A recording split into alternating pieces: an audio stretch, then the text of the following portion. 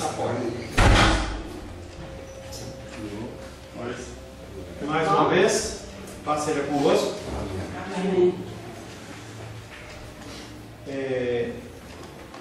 Glorifico a Deus que podemos estar mais uma vez falando das coisas do Senhor, pedindo ao Espírito Santo que nos dê capacitação na exposição da palavra de Deus e que o Espírito de entendimento seja sobre as nossas vidas. Nenhuma exposição perfeita é completa sem a ação do Espírito de Deus nos dando entendimento. E nenhum entendimento sem uma exposição correta também não tem valia nenhuma, porque a pessoa não segue nada. Eu lembro de uma vez um pastor conhecido, ele fazia uma oração, ele fazia uma oração pedindo perdão a Deus pelos pastores, pelos líderes, com mãos vazias, pessoas que não têm nada a oferecer. Existe isso, triste? É triste, mas existe. Nós estamos falando nesse período sobre o ser de Deus e seus atributos, e nós vamos falar um pouco sobre a independência de Deus. A independência do Brasil ocorreu, mas essa independência do Brasil ela continua vinculada a um monte de coisa. A independência de Deus não é assim. Primeiro que a independência de Deus ela é algo incomunicável, ou seja, não é passada de Deus para nós. A independência é muito importante. A independência de Deus ela é um atributo incomunicável, ao qual nós não temos acesso. Deus, ele existe por si mesmo, sempre foi da maneira como ele é, não necessita de nada e de ninguém. Deus, ele é autossustentável. O ser humano precisa de outros. Deus não. Tem uma pessoa que eu atendo que ela pensava assim: Deus deve ter criado o ser humano porque ele estava sozinho. Entendeu? Deus estava querendo... Não. Entenda que o ser humano ele não existe por si só. Mas Deus, ele é. Toda vez que ele se apresenta, ele apresenta como eu sou. Deus, ele é o Criador, não criado, livre de qualquer necessidade. Eu e você temos vontade de tomar água, de sair, de tudo. Ele não. Ele não tem necessidade de nada. A independência de Deus ela pode ser vista de vários modos. Nós já tratamos sobre isso, só fazendo um breve resumo. Deus, ele é independente na sua existência. Ele existe porque ele existe. Você existe porque papai e mamãe te geraram. Alguma situação, um hospital, alguma coisa aconteceu para permitir que você estivesse ali nascendo. Houve um médico, um anestesista, houve uma alimentação, a mamãe tinha leite ou não tinha leite, não importa. Haviam requisitos. Não há nada no nosso redor, qualquer coisa que seja, família, casa, árvores, montanhas, que não tenha sido produto de uma criação. Deus não. Deus, ele não teve começo. Ele sempre existiu. A nossa mente não consegue entender esse tipo de coisa, mas Deus sempre existiu. Os homens, eles não gostam de falar desse atributo de Deus. É o que os homens mais odeiam, é falar de dependência de Deus ou de independência de Deus em relação a nós. Porque o homem gosta de ser o quê? Independente.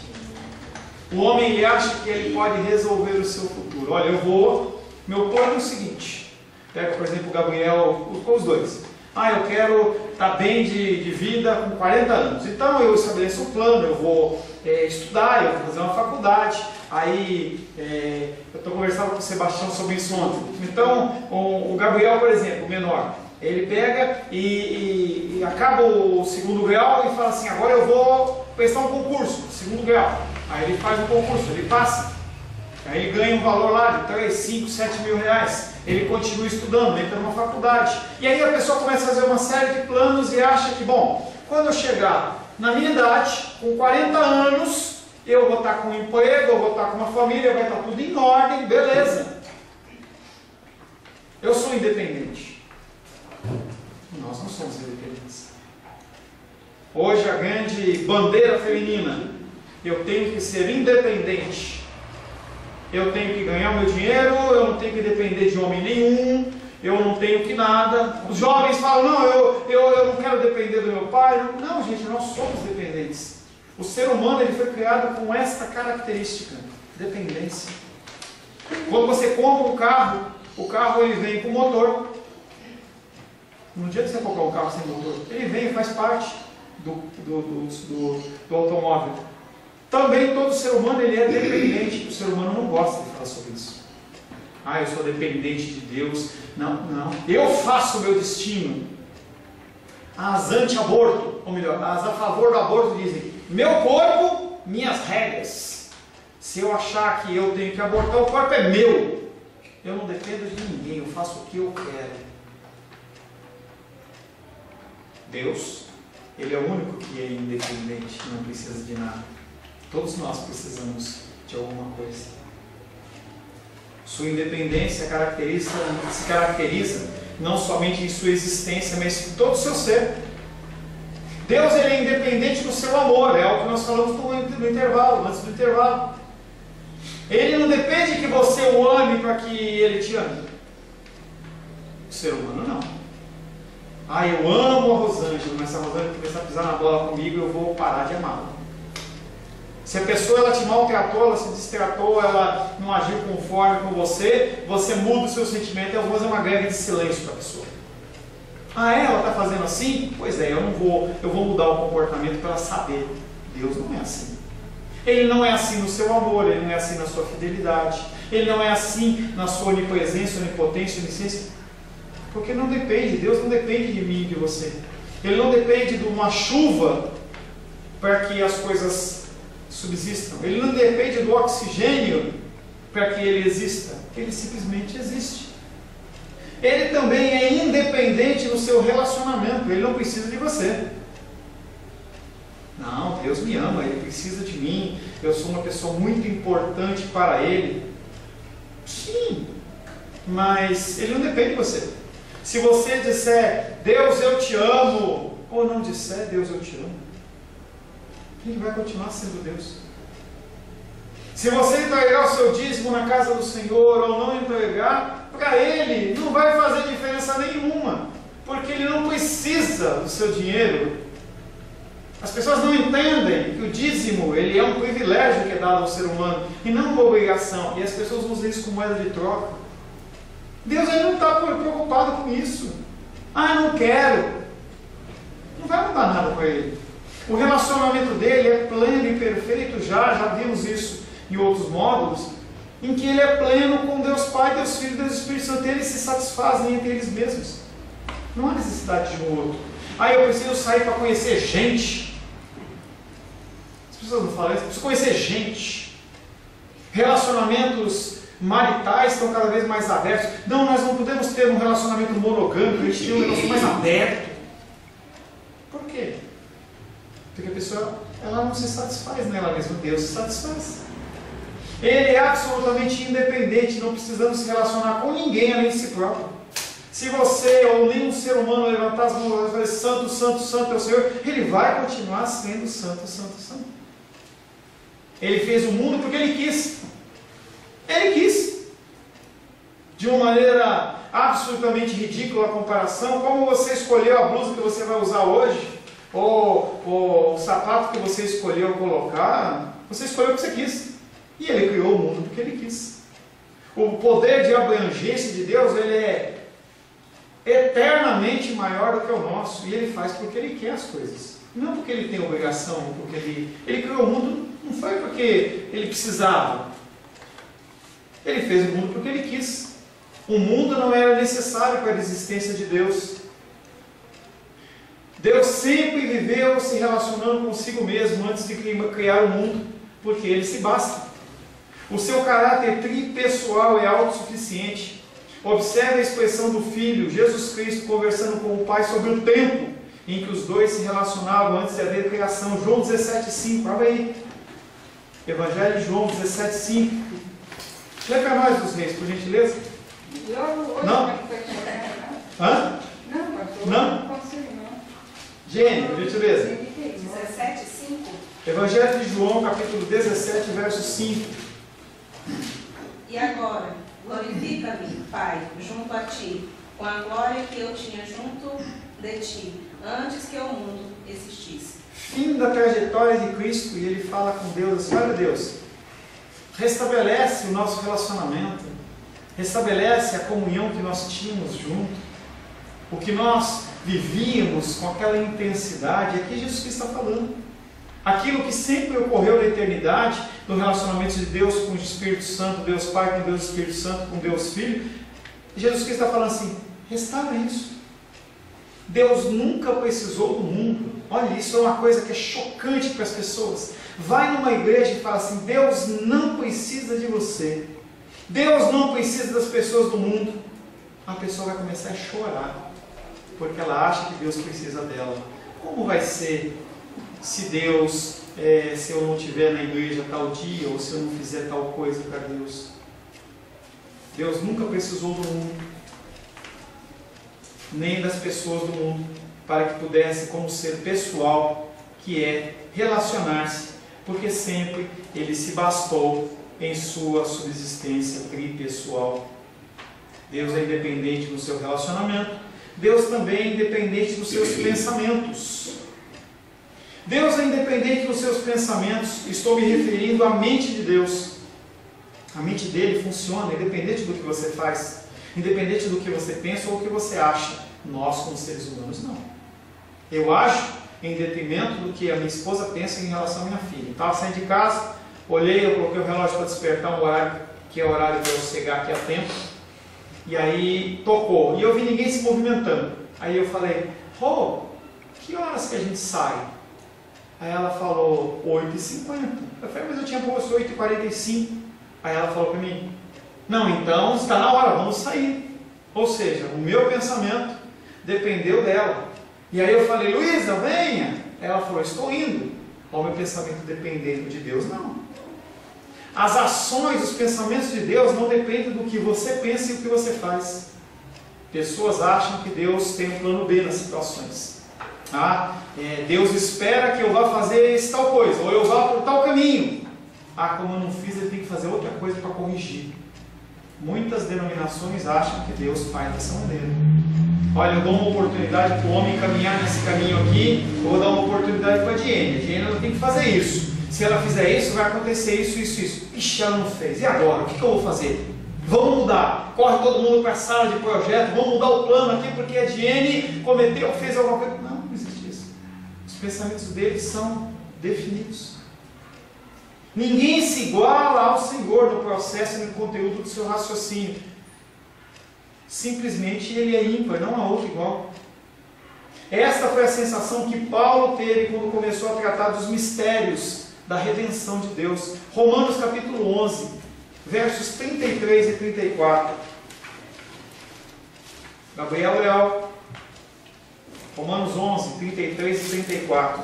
Apóstolo Paulo, ele começa a querer entender um pouco sobre a redenção, entender um pouco sobre o sacrifício de Cristo. E aí ele fala, ele desabafa com a igreja de Roma. Romanos 11, 33 e 34. Ó profundidade da riqueza, tanto da sabedoria como do conhecimento de Deus. Que insondáveis são os seus juízos, e quão inescrutáveis os seus caminhos. Quem, pois, conheceu a mente do Senhor? Ou quem foi o seu conselheiro? O apóstolo Paulo, ele olha e começa a tentar entender, e ele não entende nada. Ele tenta estabelecer algum raciocínio, ele não consegue. Alguma lógica humana, ele não entende. Ele é uma pessoa que conseguia entender que se você plantar uma semente no solo e regar, com o tempo aquela planta vai crescer e vai dar frutos. Ele consegue entender que quando há o relacionamento de um animal com outro animal, macho e fêmea, depois de um tempo, nasce o bichinho, que é cria daqueles dois.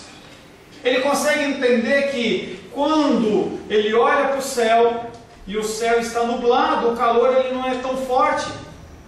Ele consegue entender que o sol, quando nasce, esquenta a terra. Quando ele se põe, A terra é iluminada pela lua, mas não há calor. Mas quando ele pensa na redenção, quando ele pensa no sacrifício de Cristo, ele fala: que riqueza profunda! Como é rico esta ação do Senhor! Seja na sabedoria como no teu conhecimento. Quanta riqueza! Quão insondáveis são os teus juízos. Ele começa a pensar sobre o juízo de Deus. Ele fala assim: não dá para sondar, não dá para eu entender isso. Como é que ele resgata eu como fariseu? Como é que ele resgata eu que persegui a igreja e usa eu como instrumento? Quão insondáveis são os seus juízos, e quão inescrutáveis os seus caminhos. Quem, pois, conheceu a mente do Senhor? A resposta é ninguém. Ninguém conhece a mente de Deus. Quem foi seu conselheiro? Ninguém. Quem chegou para Deus e disse: Deus, esse caminho não está certo, é por outro. Não. Embora a fé não seja maior do que um grão de mostarda, se ao menos conduzir ao... Ao descrever os pensamentos redentores de Deus, Paulo fica de boca aberta. Ele não entende nada. Eles demonstram os pensamentos de Deus uma sabedoria sem limites, sem comparação. A obra redentora de Deus envolve uma inteligência que está além da nossa compreensão. Paulo usa duas palavras para descrever a sabedoria dos planos de Deus: insondáveis e inescrutáveis. Essas duas palavras demonstram que a sabedoria da mente do Senhor não pode ser investigada pelos homens. Você pode sentar, debruçar e você buscar, e você não vai entender absolutamente nada. Não, mas eu vou fazer um curso em Israel. Ótimo. Se o Espírito Santo não te iluminar, você não aprende nada. Não, mas eu vou me dedicar aqui, eu vou decorar as Escrituras. É possível? É possível. Os judeus conheciam o Antigo Testamento de cor. É possível? É. Se o Espírito Santo não te der a luz, você não vai fazer nada com isso.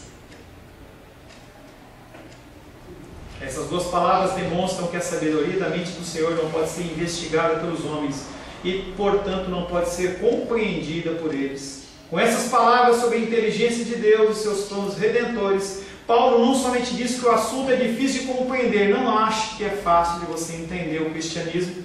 A dos Reis, ela falou algo no intervalo, antes do intervalo, falando assim: se eu vier falar para alguém de cristianismo dentro dessa ótica, o cara vai falar: você é louco? Sofrimento? Que sofrimento? Eu quero é ser feliz. Eu quero é tranquilidade na minha vida. Vou ser cristão para passar por isso? O problema é que as pessoas, elas se iludem. Eu simplesmente não quero saber disso. Eu quero continuar tendo essa visão utópica de que o mundo é uma grande festa. E eu vou viver assim. Você vai continuar passando pelas mesmas coisas.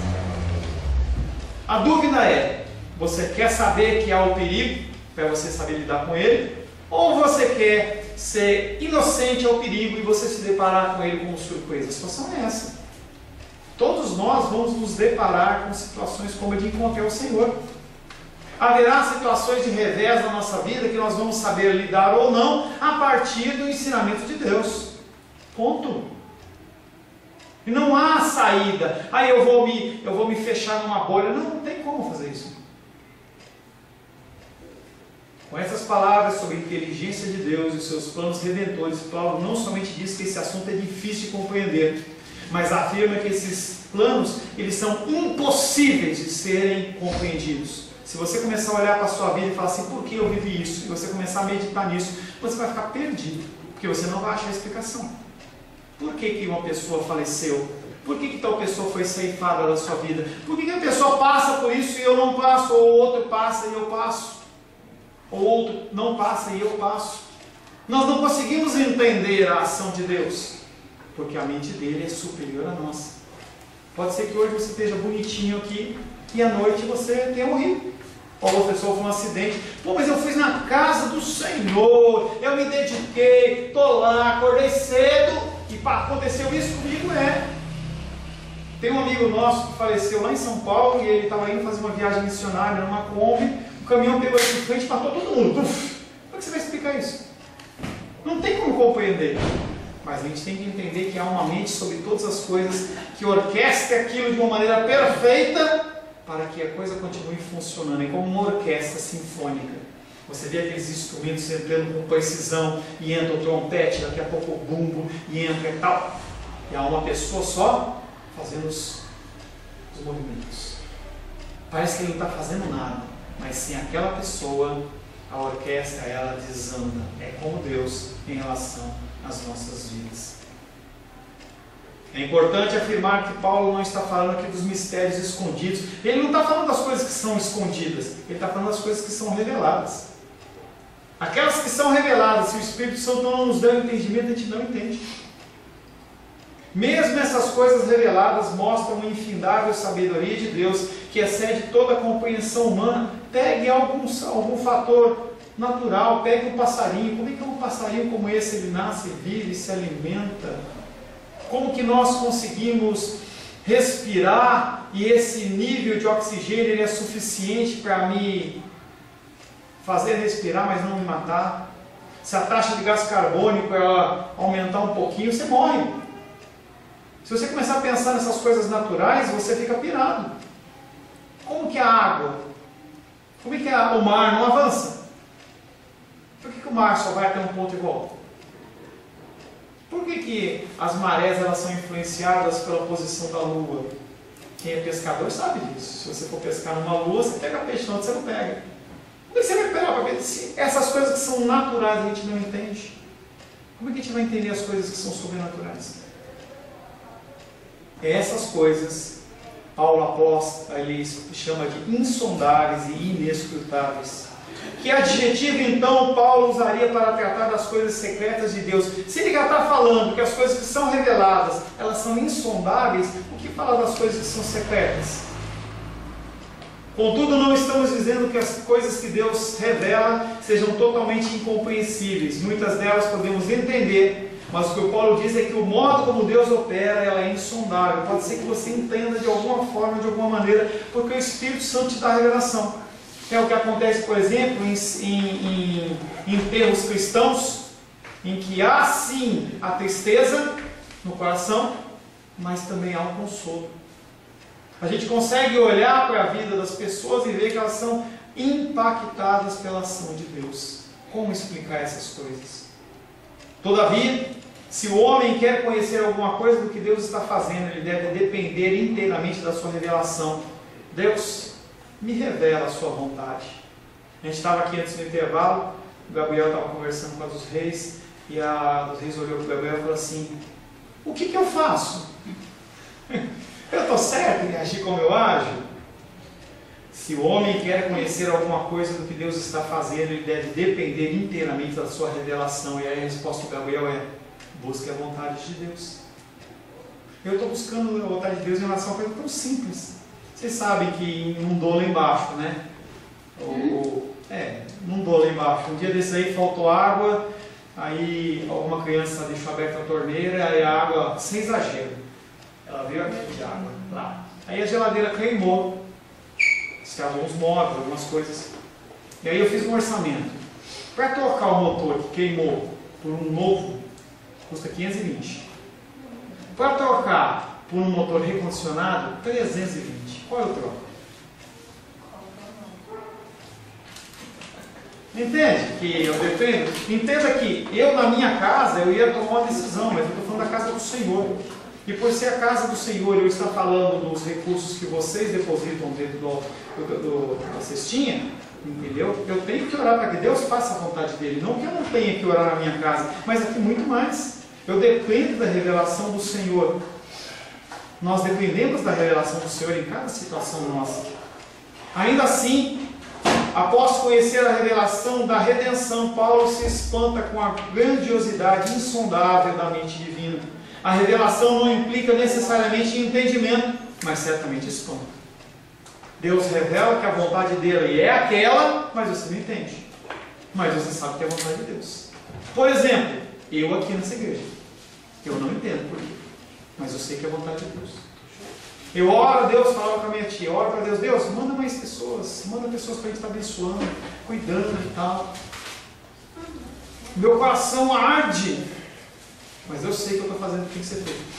Há certeza no meu coração. O que eu estou falando é o que tem que ser falado. E Deus testifica no meu coração, não muda nada. Mas Deus, as cadeiras estão vazias. Não muda nada. Eu entendo que é a vontade de Deus, mas eu não compreendo por que isso. Eu não compreendo. É o que o apóstolo Paulo fala. Romanos 11:34. Quem com efeito conheceu o pensamento do Senhor? Ou quem foi o seu conselheiro? Você não leu tudo. Quem com efeito conheceu o pensamento do Senhor? Ou quem se tornou seu conselheiro? Entenda. É muito doido isso. E aí, em momentos de conturbação, o Senhor ele usa. Falei para o Sebastião, falei para a Rosângela. Sebastião ele fez uma oração na quarta-feira que foi Deus falando para mim. E ele falou da seguinte maneira: o trabalhar de Deus nesta obra é como de um carvalho. Palavra do Sebastião. Deus falando através dele. Ao trabalhar de Deus nesta obra é como de um carvalho. Demora muito para crescer, mas tem raízes profundas e a abrangência é grande. Deus falando literalmente através da boca do Sebastião. Foi um tremendo, tremendo, tremendo. A hora que ele começou a falar, meu coração tremia, entendeu? Deus falando. Era como se, por exemplo, a figura de um profeta, Natan. É um negócio tremendo. Agora, eu sei que foi Deus que falou, mas eu não entendo. Meu coração continua abalado. Naquele momento eu me enchi de alegria. Deu 10 minutos. Voltou de novo. E é isso o nosso coração. Quem, pois, conheceu a mente do Senhor, ou quem foi o seu conselheiro? Deus não depende de ninguém para conceder as coisas que concede, nem para pensar o que pensa ou fazer o que faz. Ele é perfeitamente autopensante. Parece uma palavra estranha, né? Livre de qualquer influência. Nada influencia o Senhor.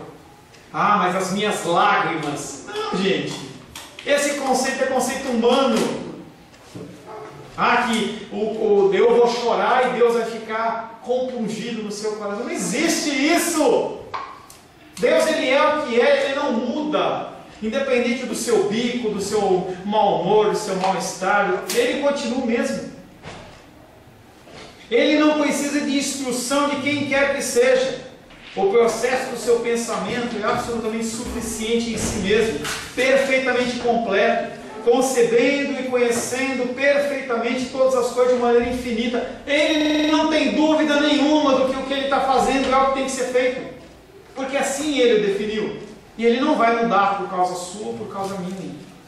Entenda que quando você luta contra isso, quem sofre é você. Por muitos anos eu pesquei com meu pai, e aí você joga, coloca isso no anzol, você joga a água lá, joga a isca na água, e aí chega um momento que o peixe começa a dar aquelas beliscadinhas. Aí a hora que você percebe que ele está beliscando forte, você dá um tranco, o anzol entra na boca do peixe. E por mais que o peixe faça força, a menos que a linha esteja podre, e a linha de Deus não está podre, a menos que o anzol se quebre e o anzol de Deus não se quebra, você vai caminhar no caminho que Ele está querendo. E Ele te puxa, e Ele te puxa. Mas eu vou lutar contra isso. Quem sofre é você. E aí é as decisões nossas do dia a dia, as nossas lutas contra a palavra de Deus, as nossas vontades independente do que Deus manda para a minha vida, para a sua vida. E a gente só sofre. Só sofre.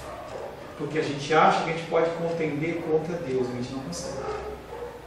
Mas eu vou fazer, eu quero, é a minha vontade, é o meu desejo, a sociedade está dizendo. O ser humano não é independente. A estrutura familiar é uma estrutura definida por Deus. Não, mas a feminista fala. Deus falou que é assim. Deus constituiu o homem como sacerdote, constituiu a mulher como auxiliadora, constituiu os filhos como as setas de alegria daquele casal. Mas a estrutura familiar, ela é aquela. Mas eu não concordo. Azar seu. Deus definiu que é assim. Mas eu vou lutar contra. Lute, que você vai se cansar. Me lembra de Sebastião daquela ilustração do peixe? Como é que o peixe volta? De lado, não tem jeito. Ele luta e briga. Seria aquelas... Tem agora um canal chamado Fish TV, dos pescadores na televisão. Eu, às vezes, quando eu fico olhando aquilo, o cara fez com o peixe vai, ele pula, sai da água, tal. Daqui a pouco, quando cansa, não tem jeito. Deus não depende de ninguém para conceder as coisas que concede, nem para pensar o que ele pensa. A mente do Senhor não pode ser conhecida a parte da sua revelação, porque ninguém conhece a mente do Senhor, nem pode ser o seu conselheiro. Ele não é devedor de ninguém daquilo que ele pensa. Ah, agora eu fiz isso, Deus vai ter que fazer isso. Não existe isso. Não existe esse tipo de contexto do tipo, olha, eu faço isso, Deus ele vai ser obrigado. Não existe isso. Deus ele faz o que ele quer, da maneira que ele quer, e ponto. E se ele te concede algo é porque ele é gracioso. Por essa razão ele não dá satisfação das suas ideias, nem precisa justificar diante de seres racionais. Deus, você vai ter que me explicar. Se você não fizer isso, eu morro aqui. Morre. Eu não como enquanto Deus não me responder. Vai morrer, porque se ele não quiser responder, ele não responde. E não é por causa do seu sacrifício que ele vai fazer algo que não lhe apraz. Deus é independente na formulação dos seus planos. Gente, antes da fundação do mundo, ele definiu as coisas, como elas deveriam ocorrer, e como elas iriam ocorrer, e como elas vão ocorrer. Salmos 33, verso 10 e 11. Você está lendo já, Arthur? Arthur já sabe ler direito? Sabe? Lê aí, Arthur. Salmos 33, lê para mim? Ou não? Lê para mim, Salmos 33, 10 e 11?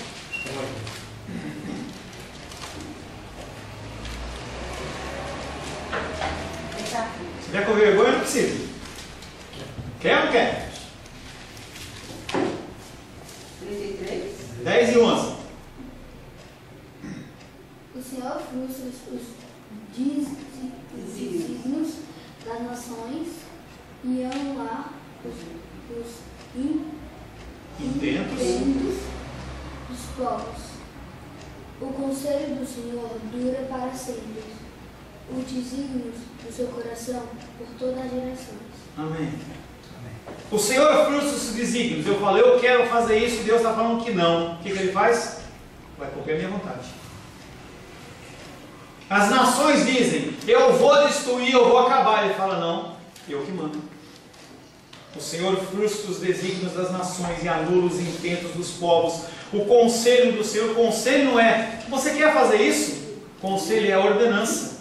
A tradução aqui foi infeliz. Não é conselho que ele está te aconselhando em nada. É algo que ele está falando assim, é assim. A ordenança do Senhor dura para sempre, os desígnios do seu coração por todas as gerações. Na realidade, o desígnio dos homens, eles são nada perante Deus. A sua vontade é nada perante o que Deus está mandando. Poxa, Deus, pastor, então eu sou como se fosse um robô. Você pode dar o nome que você quiser. Quem manda nessa casa é Deus. Não é eu, não é você. Aleluia. Ele simplesmente ignora o plano dos homens. Não, eu vou orar porque Deus ele vai fazer o que eu estou querendo. Não vai, gente. Não vai. Não vai. Ele faz o que ele quer, não o que você quer. Não, mas eu vou orar, eu vou jejuar, eu vou fazer a campanha. Faça, não vai mudar nada para o coração de Deus. Nada. Porque ele tem os planos dele já determinados. Ele dá algum grau de ação na nossa vida, mas é um grau mínimo que não influencia no propósito maior, que é a vontade dele. A gente pode até permitir o filho falar assim, eu quero fazer tal coisa. Então vai, filho, eu sei que está errado, mas eu vou deixar. Deus não faz isso. Deus, ele sabe que a coisa vai dar errado, ele não permite. Ele não permite que a vontade dele tem que ser cumprida. E vai até um ponto. Ele simplesmente ignora os planos dos homens, porque os seus planos é que prevalecem, eles duram para sempre. Aí você vai numa reunião de negócios de uma igreja e fala isso. O cara vai ficar pirado. Não, quer dizer que não adianta eu querer, não adianta. Esteja na coisa de Deus. Se Deus for da vontade dele, acontece, senão não vai. Você está enfermo, eu oro por você. Se for da vontade dele, ele cura. Semana passada, dos reis falou assim: estou me sentindo bem, eu orei por ela. Eu creio que ela não foi curada, ela continua com a dificuldade dela, pode ter melhorado. Mas a minha função não é curar ela, a minha função é orar. O que Deus vai fazer com isso é com Ele. Quando o Senhor resolve fazer alguma coisa, Ele não consulta os homens. Quando Deus ele quer fazer algo na minha vida e na sua vida, Ele não consulta, Ele simplesmente faz. Ele planeja todas as coisas como Ele agrada. Nos seus conselhos, Ele não se aconselha com ninguém. Pastor Paulo, o que eu faço? Gabriel, o que eu faço? Eu estou fazendo, agindo certo? Né, às vezes. Eu estou agindo certo? Deus não faz isso. Deixa eu pensar aqui, o que a Diane pensa a respeito disso? É por isso que Deus ele trabalha dentro de um conceito teocrático, não democrático. Democrático é a voz do povo, é a voz de Deus. Mentira. Você imagina se a voz do povo fosse a voz de Deus, essa bagunça que está tudo aí? Deus estaria perdido, bagunçado. Não. Isaías 40, versos 13 e 14. Rosângela.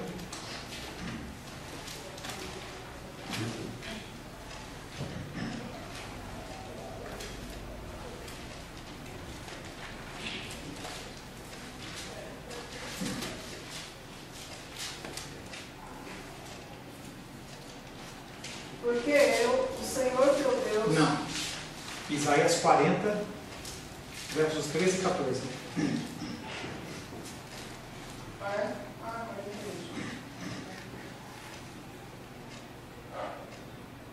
Quem guiou o Espírito do Senhor? Ou como seu conselheiro o ensinou? Com quem tomou ele conselho para que lhe desse compreensão? Quem o instruiu na vereda do juízo, lhe ensinou sabedoria e lhe mostrou o caminho de entendimento? Quem? Alguém? Alguém fez isso? Sim ou não? Não. É mais ou menos a história do Facebook e do WhatsApp, que eu comentei com a Rosana essa semana. Houve um processo de julgamento, primeira instância, segunda instância, não estou defendendo nem condenando, tá? E aí o Supremo toma a decisão e tal, prender o ex-presidente. Está lá com isso. Aí eu não fiz advocacia, eu não conheço nada dos fatos, simplesmente eu acho ele um cara legal, porque ele me deu uma cesta básica. O Supremo está errado. Não é isso. Quer dizer que a gente vai rasgar, destituir o Supremo Tribunal Federal, vamos rasgar a Constituição, e a partir do que a Diane acha, é que as decisões vão ser tomadas. Porque é isso que o povo quer. Não é assim que funciona no reino de Deus. Você pode achar ruim, pode ter. Quem guiou o Espírito do Senhor? Tem alguém que falou assim para ele, olha, esse caminho está errado, olha, viu Espírito Santo? É melhor fazer tal coisa. Opa, obrigado Rosângela que você me falou isso, porque quase que eu cometi um erro. Não existe isso. Quem guiou o Espírito do Senhor? Ou como seu conselheiro lhe ensinou? Com quem tomou ele conselho para que lhe desse compreensão? Quem o instruiu na vereda do juízo e lhe ensinou sabedoria? Quem lhe mostrou o caminho do entendimento? Ninguém. Ele em si mesmo tem essa sabedoria, conhecimento. Nós tratamos nesta manhã um pouco mais sobre a independência de Deus e a sua dependência. Situações como a que eu contei da geladeira, elas permeiam a sua vida ou vão permear essa semana. E aí cabe você ir perante Deus ou você tomar uma decisão por sua conta. Não, eu vou fazer isso porque eu quero, porque eu acho que é legal e eu acho que eu tenho que fazer isso. Gente, todas as situações elas têm que ser colocadas nas mãos do Senhor. Todas. Se você se acostuma a colocar as pequenas coisas, as coisas grandes você também coloca. Se você não está acostumado a colocar as pequenas coisas, as grandes você não vai colocar. Eu digo isso em relação ao seu casamento, à sua paternidade, em relação ao seu trabalho, em relação a toda e qualquer situação que você tenha que tomar decisão, você tem que falar: Deus, o que eu devo fazer? Porque Ele que é o detentor de toda a sabedoria. Senhor, em nome de Jesus, nós queremos glorificar, exaltar e bendizer o Teu nome, pelo Teu amor e pela Tua graça, pedindo a Ti que o Senhor possa nos mostrar, Pai, nos dar um entendimento de que realmente nós somos dependentes de Ti, que nós precisamos da Tua luz, nós precisamos da Tua orientação, nós precisamos da Tua graça. Sem o Senhor, Pai, nós estaremos perdidos. Nós tomaremos decisões segundo as nossas vontades e os nossos corações, e isso, Pai, resultará, Pai, num prejuízo enorme para nós. Pedimos a Ti que o Senhor nos guie e nos oriente, que o Senhor nos dê um espírito manso e ensinável, para que possamos nos submeter ao Teu querer e à Tua vontade. Em nome de Jesus. Amém.